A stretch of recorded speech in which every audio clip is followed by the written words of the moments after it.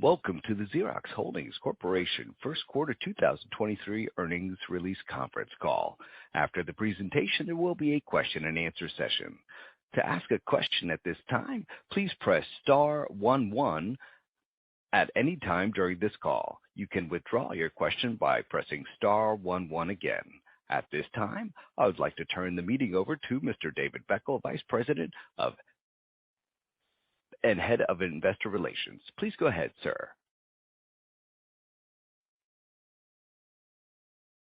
Good morning, everyone. I'm David Beckel, Vice President and Head of Investor Relations at Xerox Holdings Corporation.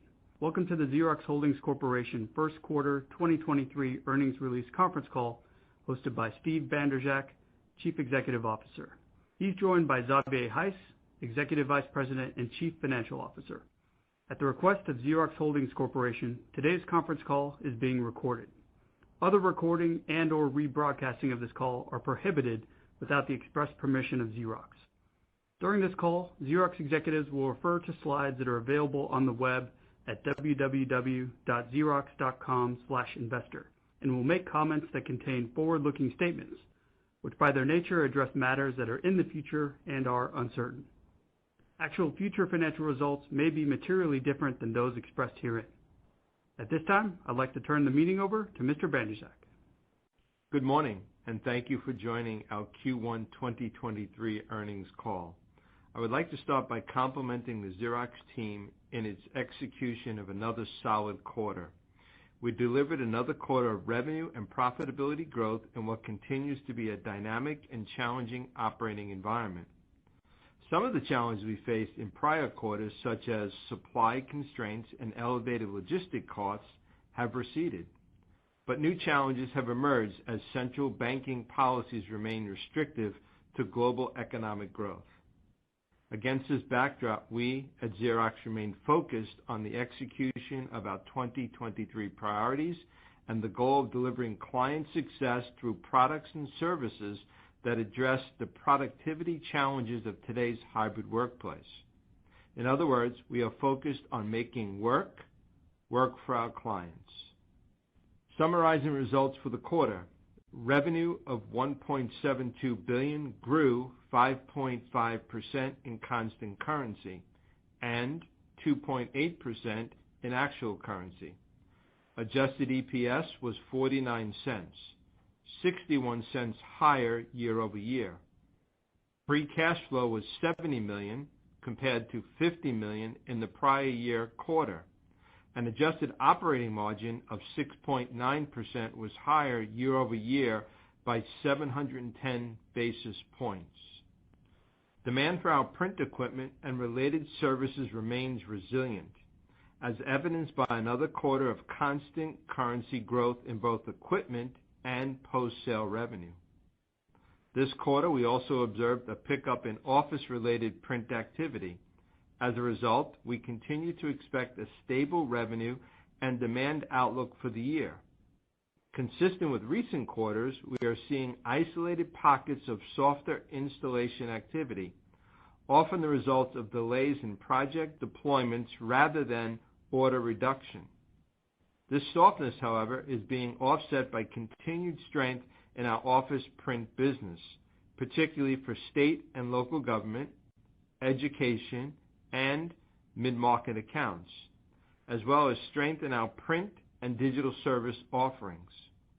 We believe current secular and macro business challenges, such as hybridization of the workplace, higher inflation, labor shortages, and liquidity constraints, play to our service offering strength, particularly those that utilize AI, machine learning, augmented reality, and other leading technologies to help optimize our client workflows and improve workplace productivity.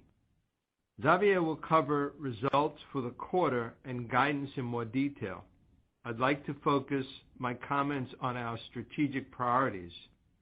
Our team continues to work diligently on the development of a long-term plan for generating sustainable growth in profits.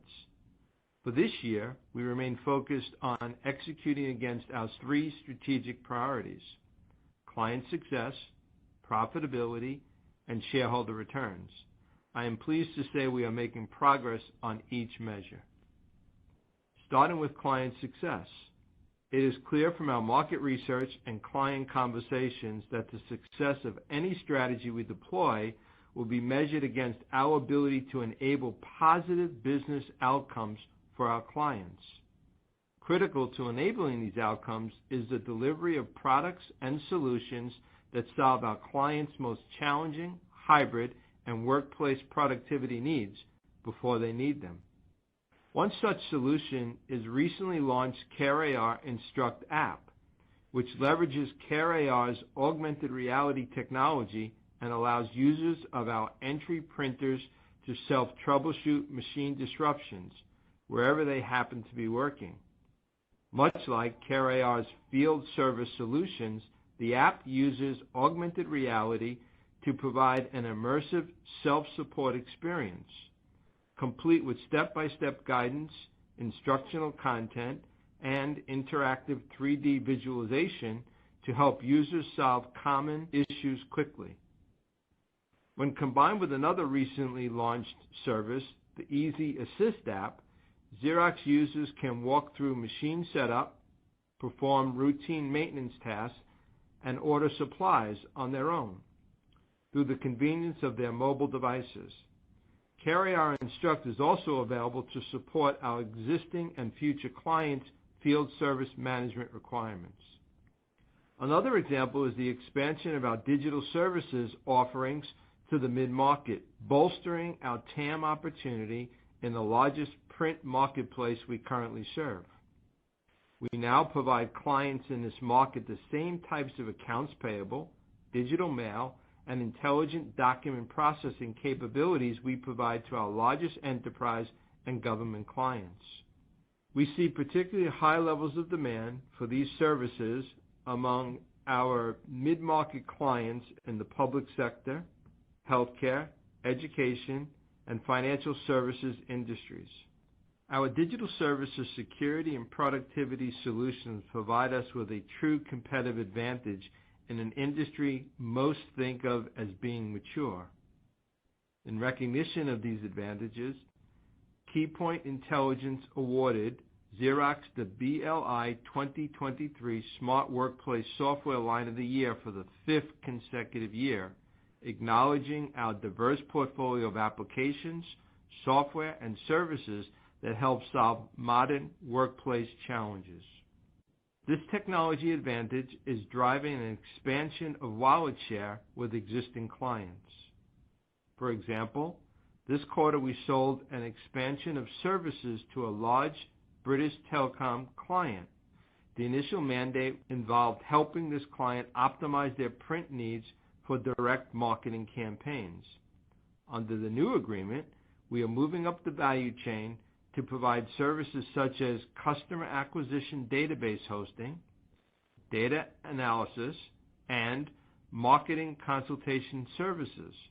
In total, the addition of these services drove total contract value higher by 20% and further solidifies an already strong business relationship. Moving forward, we see an opportunity to standardize these successful business outcomes by verticalizing workplace productivity solutions across industries. One such example is the healthcare industry, where our motto is patience, not paperwork. Through years of intense collaboration with healthcare providers, we have developed a suite of digital solutions that drive synchronicity between inbound and outbound communications. More specifically, we have helped clients in the healthcare services industry transition patient records from paper to digital systems, added intelligence to paper and digital inbound communications, and helped automate certain types of outbound communications like clinical outcomes and guidance. Additional industries with identified verticalization potential include consumer goods, banking, and insurance, to name a few. Our second strategic priority is profitability. In the first quarter, we delivered the second consecutive quarter of growth in operating profitability. Lower transportation and logistics costs and lower bad debt expense contributed to the year-over-year improvement in profitability. But the bulk came from operating efficiencies driven by the management system put in place under Project Own It, including the implementation of new technologies to simplify and streamline operations, as well as specific actions taken to implement a more flexible cost base. One such action that will drive profit improvement in the remainder of the year is the donation of PARC to SRI International, which, like PARC, is one of the world's leading research institutions. The donation and resulting research partnership provides Xerox greater capacity to focus on our innovation efforts on projects in print, IT, and digital services. It also supports a more flexible and focused approach to R&D spend by lowering our run rate R&D costs and preserving access to SRI and PARC's leading research capabilities. Innovation is in Xerox's DNA and will continue to be a priority for the company going forward. Importantly, our relationship with PARC is not ending. Rather, it is being extended through a new technology exploration and innovation program with SRI and PARC. Through this program, SRI and PARC scientists, engineers, and researchers will work with us and our clients to pioneer new technologies that are closely aligned with our print, digital, and IT services focus. Finally, shareholder returns. Our capital return policy is designed to provide shareholders a means of participating in our success through the distribution of at least 50% of our free cash flow.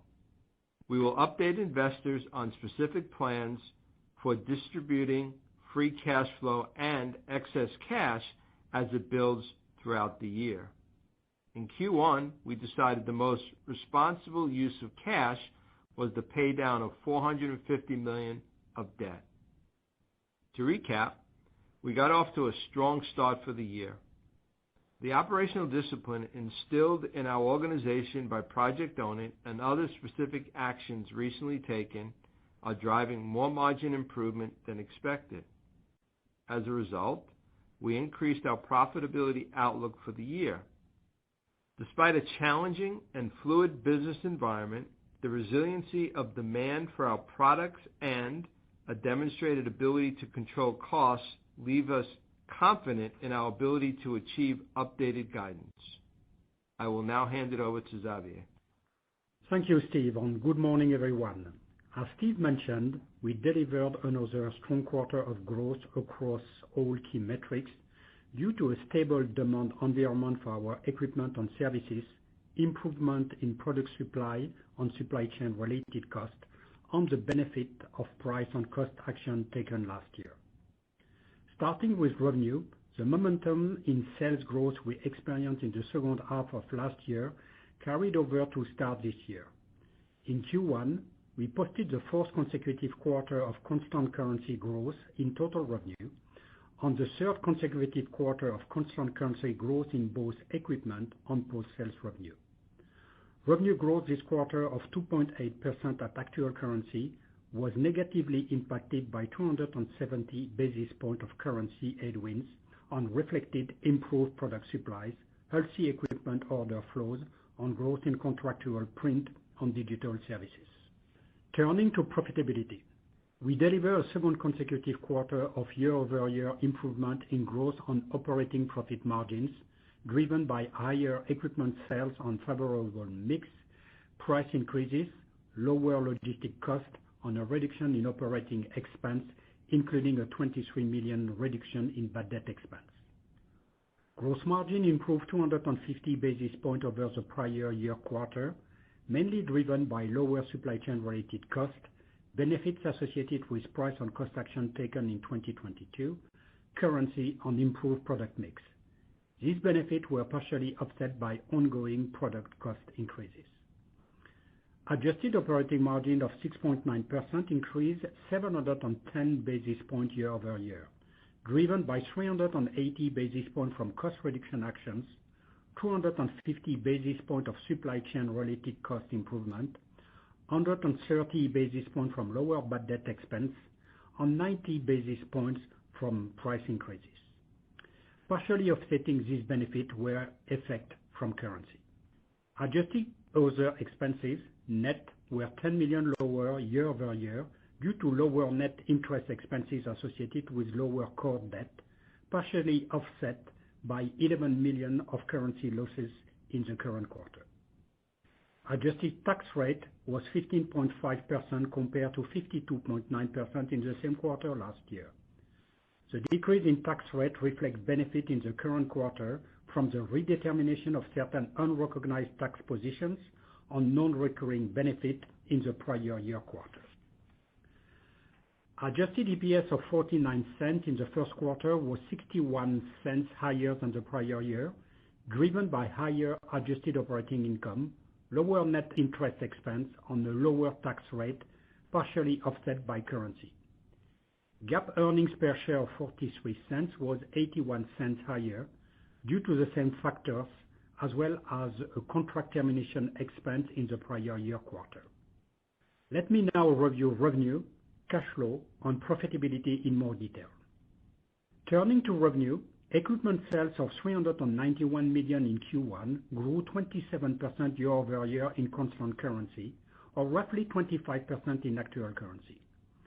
Growth was driven by better availability of product in both the Americas and EMEA, particularly for our higher margin A3 device on color production equipment.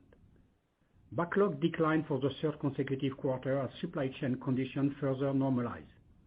We expect our backlog to return to typical levels, which range from $100 to $125 million by the end of Q2. Equipment revenue outpaced installation this quarter due to a greater mix of Office A3 on production equipment, as well as the continued benefit of price increases. Installation growth was strongest for our high-margin mid-range product on color production equipment. Entry for installation were down slightly year-over-year due to the stoppage of shipment to Russia and the ongoing normalization of work-from-home trends. Post-sales revenue of $1.32 billion grew 0.5% in constant currency year-over-year and declined 2.2% in actual currency. Post-sales growth in constant currency was driven by growth in consumable and contractual print and digital services, including the acquisition of Go Inspire, partially offset by lower sales of IT hardware. Contractual print and digital services, our largest and most stable source of revenue, has grown at a consistent pace at constant currency for more than a year, despite only a modest return of workers to the office on macro uncertainty, due in large part to the expansion of our digital services offerings on price increases. Growth this quarter was further aided by an improvement in office-related print activity. Geographically, both regions grew mid-single digit in constant currency. EMEA grew slightly faster than the Americas due to stronger post-sales growth, including the prior year acquisition of Go Inspire. Let's now review cash flow. Free cash flow was $70 million in Q1, higher by $20 million year-over-year. Operating cash flow was $78 million in Q1 compared to $66 million in the prior year. Working capital was a use of cash of $66 million, resulting in a $159 million year-over-year decrease in cash flow, driven by a reduction in accounts payable on a larger use of cash for inventory, reflecting greater product availability, strategic buying action, and positioning ahead of Q2. The unfavorable timing of other liability payment also resulted in a greater use of operating cash this quarter. Positively offsetting this effect were higher operating income on the net source of cash from finance receivable.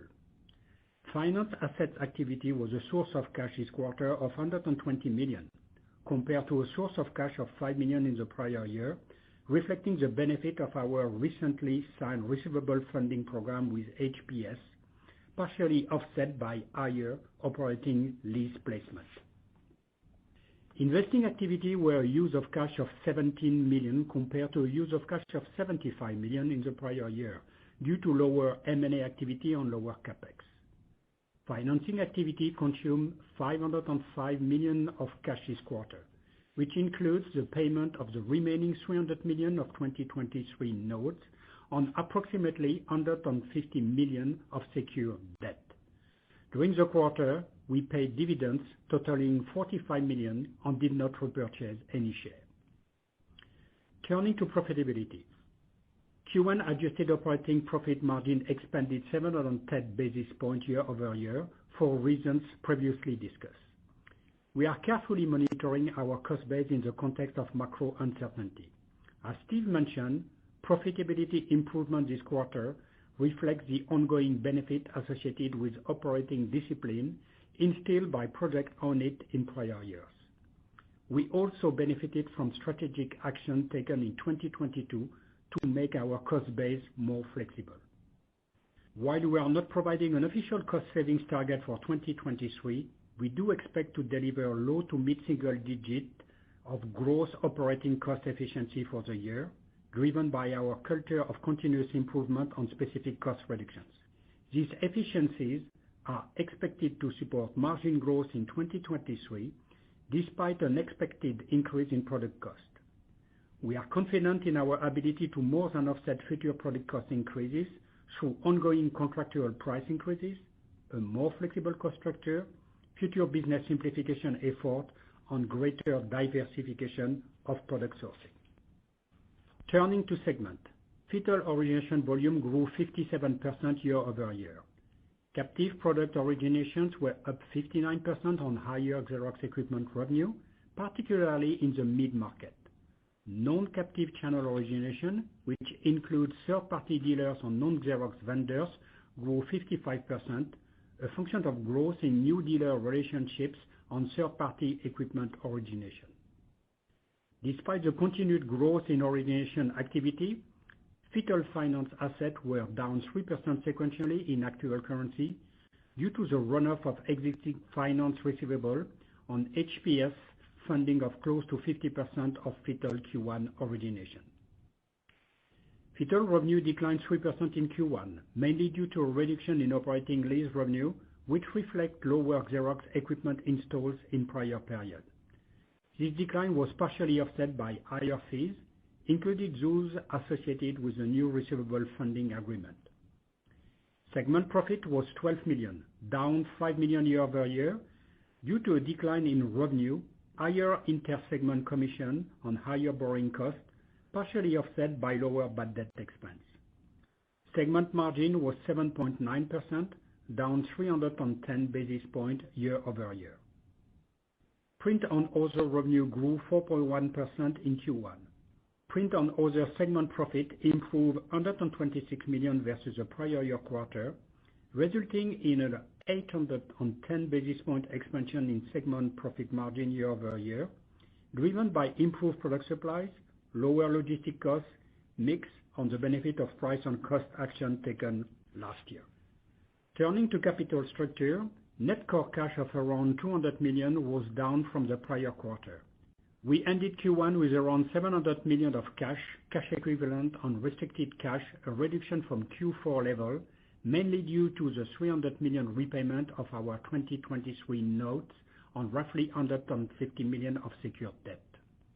$2.8 billion of the remaining $3.3 billion of our outstanding debt is allocated to and support FITTLE lease portfolio, with the remaining debt of around $500 million attributable to the core business.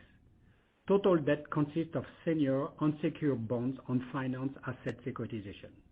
We have a balanced bond maturity ladder over the next few years, with no debt coming due over the next 12 months. Finally, I will address guidance. Our outlook for revenue remain unchanged at flat to down low single digit, and continue to reflect a stable demand environment with some contingency for potential macroeconomic weakness. Regarding operating margin, Q1 operating profit margin benefited from a favorable equipment revenue mix, which is expected to normalize across Q2 and future quarter.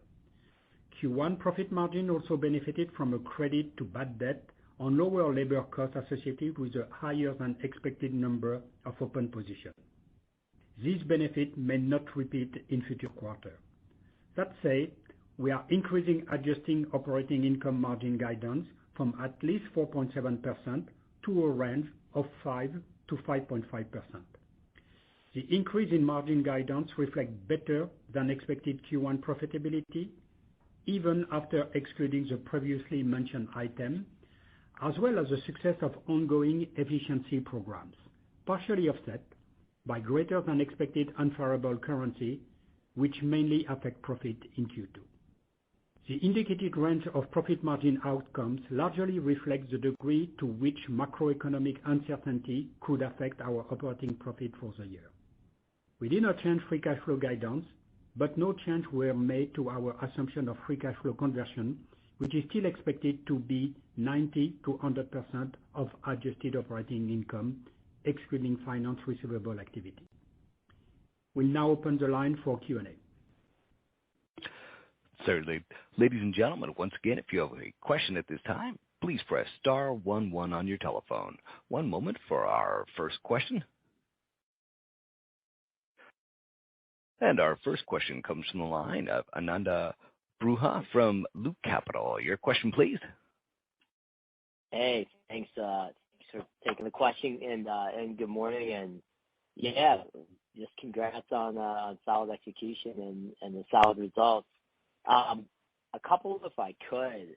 The first one is, could you sort of highlight for us any of the remaining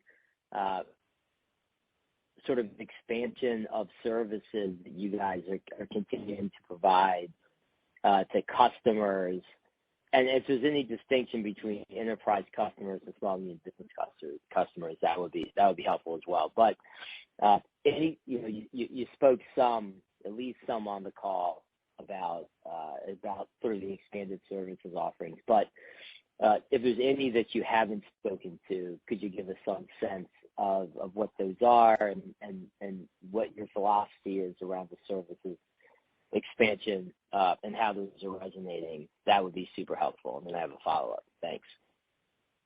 Yeah, Ananda, good morning, Steve. A couple of things on the services. So, as we've been talking about for a while now, we're trying to help and focus on client success, really looking at the headwinds that our clients are dealing with in terms of inflationary headwinds, labor, et cetera, and the hybrid workforce, right? Really trying to help them with productivity. So with that said, we're taking things that we've already implemented internally to help ourselves, like robotics as a service, artificial intelligence in around document flow, and taking those and bringing them both to the enterprise customers, which we've been doing with things like digital mail, helping with things like accounts payables and workflow, now bringing it to our mid-market customers. So taking a lot of the things that we've been doing internally and now turning them externally and helping out both our enterprise customers and, more importantly, where we have mid-sized customers that have enterprise needs but don't have enterprise solutions, we are bringing those to our customers. So a couple of examples: robotics as a service in law firms, really helping law firms with clerical and with things around paper and workflow and document flow, helping in hospitals and in schools and universities around administrative tasks, around digital services, and very specifically helping them with document flow, helping them with driving more productivity. So we're seeing more of that, and especially as we see the macro trends, more and more of our clients are asking us to help them to offset the macro trends and the headwinds they're seeing in the industry with our technology and services. Yeah, that's helpful, Steve. And how would you sort of describe the manifestation of it so far relative to your initial expectations? Is it as planned? Is it a little bit stronger? Given what's going on with macro, any color there would be helpful, just to get a sense of resonation. I would say a little mixed, right? Where we talked about the enterprise customers just slowing down a little bit and installs, but not backing off, and then we're seeing acceleration in other areas where customers are asking us to accelerate so that we can drive their cash flow and drive their productivity. So it's a little bit of mix. I think in state, local government, in mid-sized customers, we're seeing opportunities to grow the TAM in existing accounts that we're in. I've talked about this before. How do we take our current products and services and really expand it inside of existing customer base and really focusing on this client success? That's a big shift for us, and really focusing on how do we help clients succeed in the macro environment and the challenges that they're seeing, and we're seeing some success in those areas. Cool. And then the follow-up is, can you sort of just update us on how incremental you guys view the potential for the small medium business hardware opportunity to be? It's been a meaningful part of the company's narrative over the last few years, but would love to get now that you've been in the seat, for a few quarters, love to get your sense of how material you think hardware and then the broader services portfolio to follow from that can incrementally be to the company. Thanks. Yeah, good morning, Ananda. I will take this question there. So regarding SMB hardware, so the interesting part of, as you know it, so we attract, higher margin on this type of sales, specifically on the A3 devices, led with XBS here in the US here. But we have seen, and we are still seeing quite a resilient demand of this type of hardware. We also position pricing on price increases in the past to offset some of the cost increases that we were facing. So currently, this is one of the strong drivers of the profitability improvement. And we are quite positive around the rest of the year with product availability normalizing and the ability, to keep the margin at the expected level of margin that we have in our assumptions. And Steve Xavier, do you, structurally speaking, in coming years, do you believe there's a meaningful share gain opportunity? It's really share participation opportunity for the company in small and medium business hardware.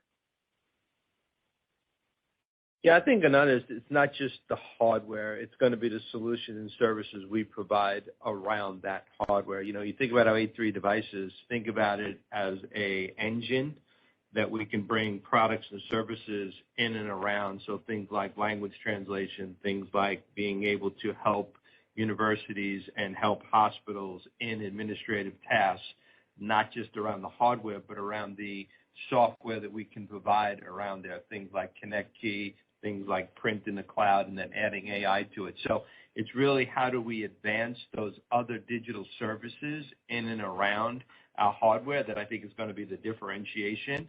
And the more we focus on client success, meaning the more we drive customer outcomes, help them with their P&L, the more successful we're going to be. And do I see it as an opportunity for growth? Absolutely. Appreciate it, guys. Thanks so much. Thank you. One moment for our next question. And our next question comes from the line of Erik Woodring from Morgan Stanley. Your question, please. Hey guys, good morning. Thank you for taking my questions. I have a few as well, and really nice operating margin expansion. So congrats on that. I just want to kind of double click on some of your guys' kind of macro comments or spending comments. Obviously, last week there were some let's call it shots at the bow from some hardware companies that seemed to expose some potential deterioration in enterprise spending patterns. Perhaps mid-March and beyond, and maybe even to April. Can you maybe just address kind of linearity in the quarter for you guys, how your client conversations are trending, how that's trended into April, just to give us a little more comfort around maybe what you're seeing compared to maybe what perhaps others outside of the print world, but still exposed to enterprise are seeing? And then I have a follow-up. Thanks. Yeah, let me start, Eric, and then I'll turn it over to Xavier. So I think if you look at the macro trends over the last 24 months in the hybrid workforce, we saw a lot of placement of end devices in the homes, whether it's laptops or whether it's printers. And that cycle, as we all know, is very cyclical. And so I think what we're seeing in the hardware space, certainly on endpoints, is we're now seeing that refresh cycle has ended, and now you'll see the lull like we normally see in most laptops and most of those technology life cycles. What we have seen, though, is we hadn't seen that big upside in COVID, and so now what we're seeing is an opportunity to expand on the base that we have with products and services in and around how do we help client success in productivity in and around things like digital services, software. And so for us, it's an expansion on the base that we have, and we have an opportunity to bring new products and services into existing client base. Xavier? Yeah, Eric, I would add as well that, as you know, we have quite a resilient business model. The resilient business model is based on, I would say, some simple pillars. The number one is our contractual revenue base. What is contracted for 4 or 5 years, even more in some cases here, represent 2/3 of our revenue. So we are less subject to the bumps on the, the high and lows that some of our traditional hardware competitors are facing. The second point is we still see a strong demand on the demand for equipment, the demand for service. You have noticed we have reduced our backlog, but we still have, some backlog to clean during quarter 2 here with a good mix. The third item, and to close on this one, price increases. We have been able to enact during the prior year at difficult time, price increases. And the price increases that we apply not only on the equipment revenue, on the hardware, but also on the contracted revenue will be now with us for 3, 4, or 5 years, depending on the customer contract. Okay, that's super helpful. Thank you, guys.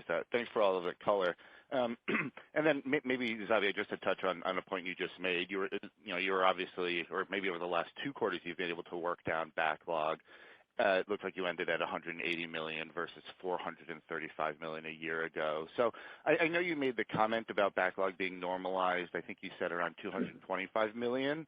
But shouldn't we interpret this as backlog being below normalized, or maybe just help me square that, and then help me understand, kind of as a result of that point, how, if we should still think about a stronger first half of equipment sales relative to maybe a weaker second half, just as a result of working down that backlog, if that's still the same view you take today.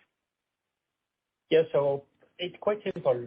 Backlog normalized value is around 100 to 125 million. So I will simplify it by saying around 1 month to 1 month and a half of equipment revenue. So currently we are running above. I believe, and this is our assumption, that in quarter 2 we will clear the backlog. The backlog is solid. That's another point I want to share here. We are not seeing backlog cancellations. On the second point, the aging of the backlog, more than 50% of the backlog is less than 90 days old, which means that during quarter 2, this backlog should reduce and will be at a normalized level here. And then maybe just to the last point in terms of should that still imply a weaker second half of equipment sales relative to the first half? I think that's what you guys said 90 days ago. I just want to see if that's still how you're thinking about the world today. No, the way we see it, because this backlog is refilled every quarter and is refreshed, the way we see it is back to the prior comment. We still see a strong demand of our equipment. We have orders, from customer not only for next quarter, but also that will be deployed during the rest of the year. So I'm not looking at the backlog being like a way to hide slower demand or more of a recession. I mean, our total revenue guidance that we publish here. We are still, sticking with this guidance, which is flat to low mid-single digit decline. We had obviously a strong quarter. The compare versus last year is certainly easier, but so far we are still sticking with the guidance here. Perfect. No, that's very helpful. And then, Steve, maybe last question for you was, I think the licensing agreement with the existing Fuji Xerox entity has now expired as of the end of last quarter. How should we think about your opportunity to go after the Asia Pacific market? I know you didn't mention that. Is that a focus? Is that not really a focus? Maybe help us understand yes or no, and then second to that, why it would or would not be a focus for potential growth going forward. And that's it for me. Thank you so much. Yeah, I think there's a couple of things. One, focusing on profitable growth and an expansion in our existing accounts and our existing regions. We see more than enough opportunity to expand the TAM within IT services, digital services, and software and services in and around the products that we already have. If you think about the amount of capital of what it takes to go put into a new region, building a supply chain, building services, building inventory equipment, and that ecosystem, it's a pretty long putt in terms of setting that up and the costs associated with that. So right now, we see the regions that we're in as an opportunity to expand profitable growth. and expand inside the existing accounts. So at least short term, we have no desires to go and spend a whole lot of money to start up and spin up in a new region. Super, very helpful. Thank you, guys. Thank you. One moment for our next question. And our next question comes from the line of Samik Chatterjee from JP Morgan. Your question, please. Yep. Thank you. Thanks for taking my questions. And I have a couple. The first one was really on operating margin, the guide that you are issuing or raising today, and congrats on the strong execution here to set that up. But I'm also trying to think about the reasons that the operating margin has to moderate into the second half, particularly if you go back and look historically, your first quarter margins are typically the lowest and your OpEx is typically the highest in 1Q, even if I keep some of the macro headwinds and some of the one-offs you called out, like seems like OpEx and there's probably more room on the OpEx to go in the second half to drive the margins to remain at these levels or even higher. So I'm just maybe more for Xavier just to sort of outline why should we expect margins to moderate materially in the second half, because typically that hasn't happened in the prior years. And have a follow-up.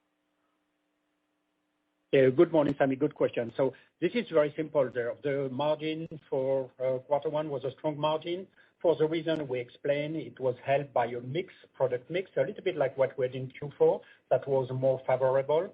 We expect this mix to normalize. If you look at the chart, the high-end equipment was higher, the A3 equipment was higher, A4 was a little bit lower. So this helped, the equipment margin. The other items is in Q1, we have had some one-off benefits, specifically a bad debt benefit here, that we are not seeing this as a recurring item there.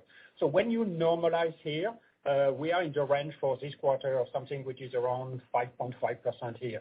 That's the reason why when we guided for the rest of the year, we are not expecting a deterioration of the margin. If you look at the implied gross margin for the rest of the year, it is around 4.7 to 5.1, a little bit higher here.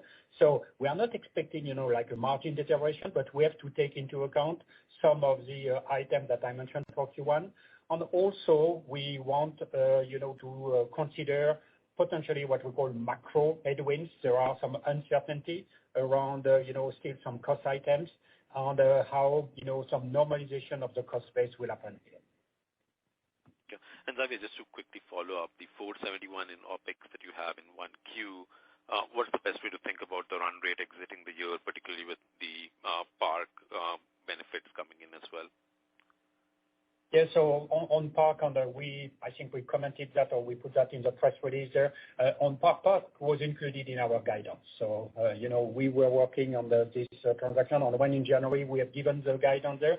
So the Park benefit and, the flexibilization of the ARD&E cost base. By the way, we started this last year, if you remember, with Mojave and also with Novity, when we spun these businesses to be more flexible on this year. We got some of these benefits in quarter one, and obviously in quarter two, quarter three, quarter four, we'll have further benefit from Park, but you should consider this being already included in the guidance there.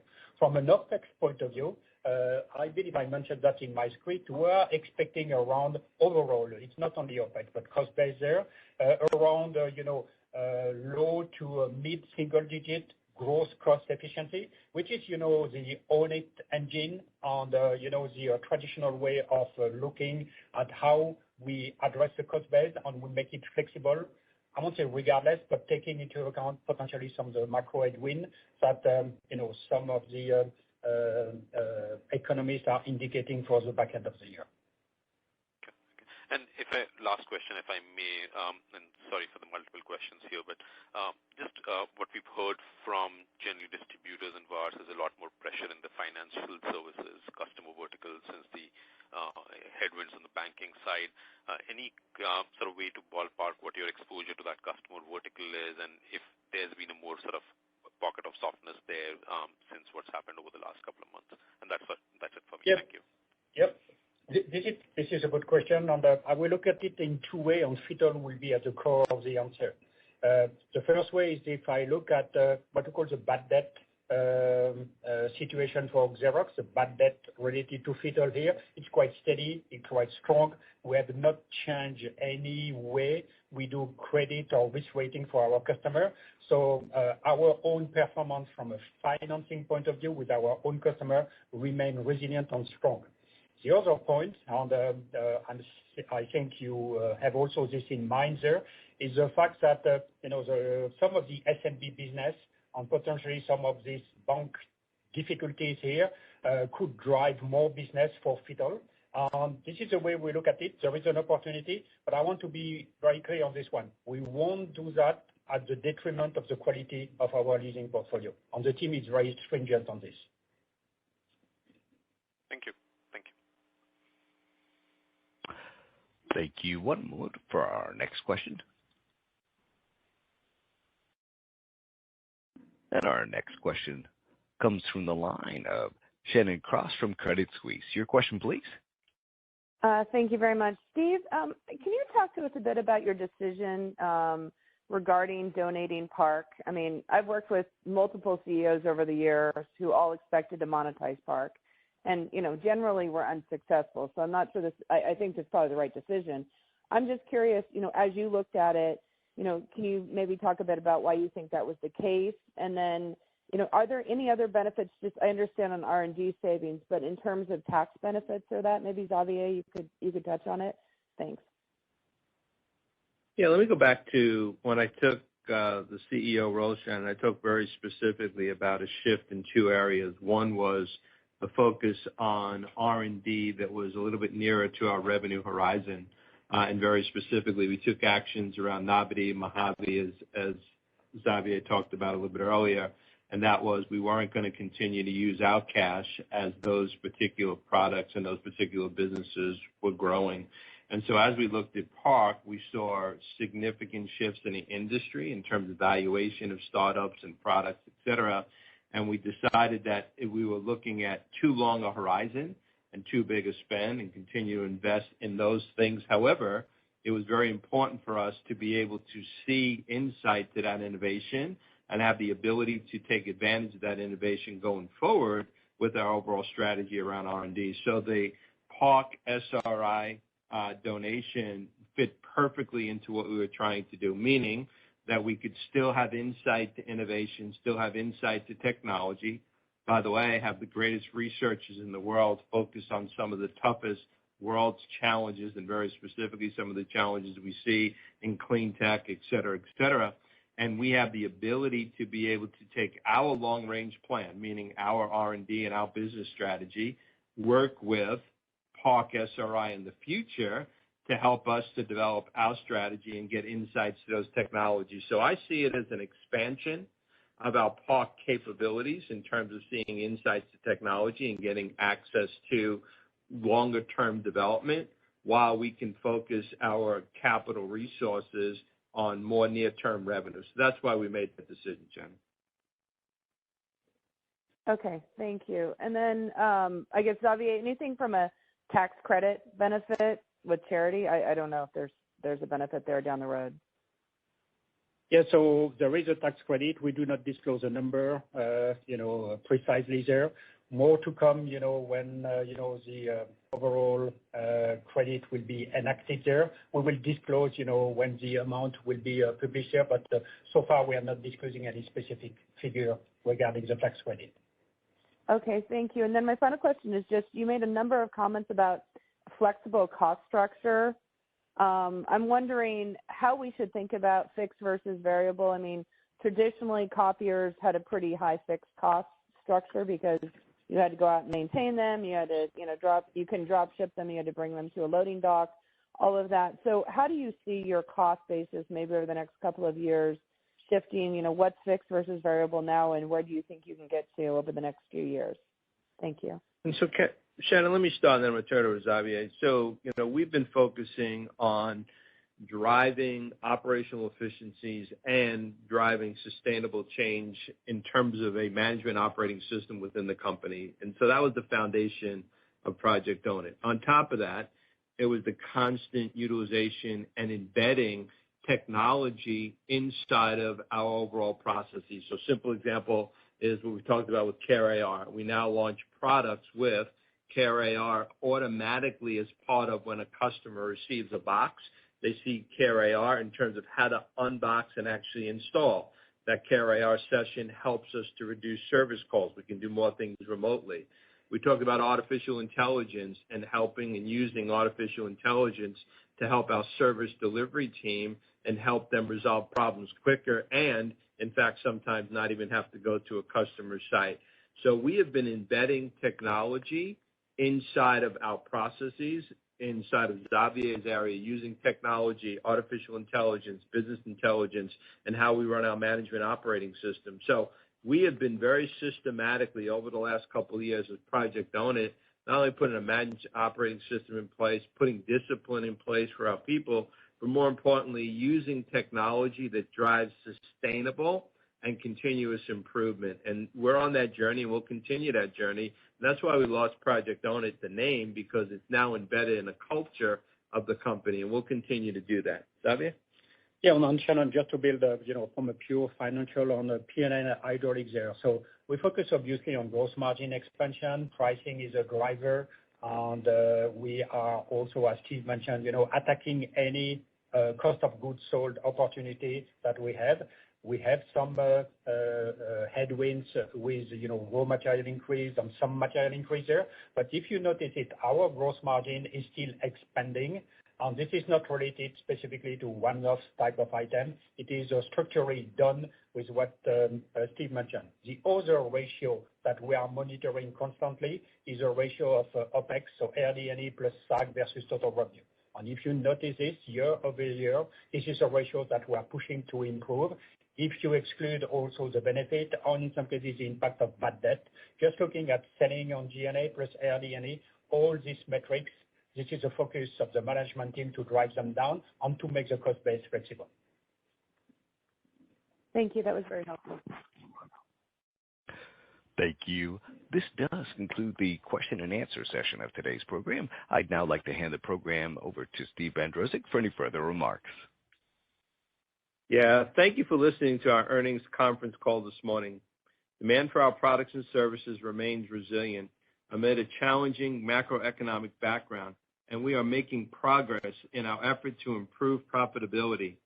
Our performance is a credit to our hardworking team who have embraced our strategic priorities by developing customer success while focusing on profitability. I thank you for attending today's call. Thank you, ladies and gentlemen, for your participation at today's conference. This does conclude the program. You may now disconnect. Good